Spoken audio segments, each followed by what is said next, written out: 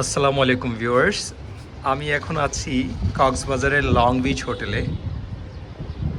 Fourth ফ্লোরের একটি room নিয়েছি। আপনারা দেখতে পাচ্ছেন এখান থেকে দেখা যাচ্ছে ওদের সুইমিং পুল।